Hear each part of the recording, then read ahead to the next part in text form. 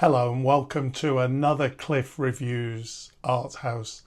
This time I'm reviewing The Shrouds, directed by David Cronenberg. This film has had little fanfare, and to me it feels like quite a big deal to have a new Cronenberg film coming out, and especially one this good, one that definitely adds to Cronenberg Sr.'s portfolio. The Shrouds opens with an image that's really unsettling and beautiful, a body entombed in golden light, viewed by a man through a hole in the wall, an insect hovering in slow motion. It's a dreamlike sequence, almost sacred in its composition.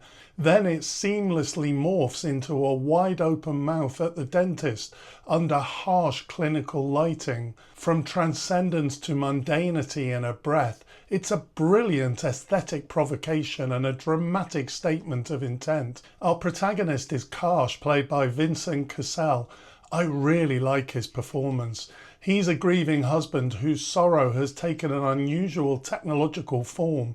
He owns a company that monitors bodies in real time as they decompose underground, allowing the bereaved to watch the slow return of flesh to soil, live streamed from beneath the surface. Karsh explains this to a date over dinner, and when she asks him why, he replies, "How dark are you willing to go?"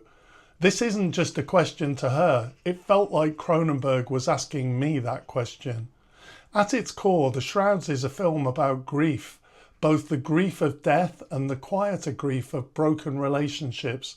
But it's also about something more insidious, how capitalism and surveillance technology seep into our most sacred and personal spaces. Industrial espionage becomes entangled with emotional recovery. The border between mourning and voyeurism blurs. It's no surprise that themes of necrophilia flicker at the edges. It's Cronenberg after all, but none of it feels gratuitous. As with all his best work, the shock serves the symbolism. This film takes us into very dark places, but never in a way that feels distasteful. It's unnerving without ever being exploitative, all done with an emotional intelligence. The film resists a straightforward narrative arc, opting instead for a mood of dreamlike ambiguity, one that mirrors the way grief itself loops, confuses and resurfaces in unexpected ways. This is a film of flesh and circuitry, memory and mourning. Cronenberg continues to explore what he always has been fascinated by, the body as a site of philosophical inquiry.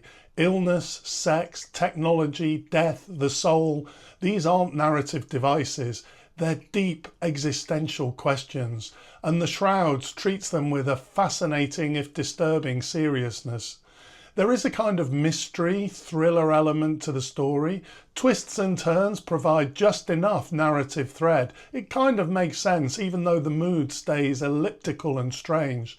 At times though, it feels as if the film is less interested in resolution than in documenting the strange logic of mourning, how we build systems, stories, even conspiracies to make sense of loss.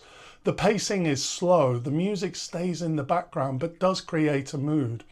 Visually and narratively, the film is always compelling.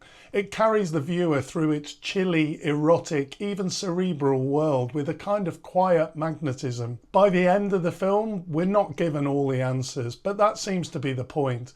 Cronenberg isn't offering closure, but something stranger and more truthful, a portrait of grief that lingers. I highly recommend this film. Thanks for watching, and I'll see you next time.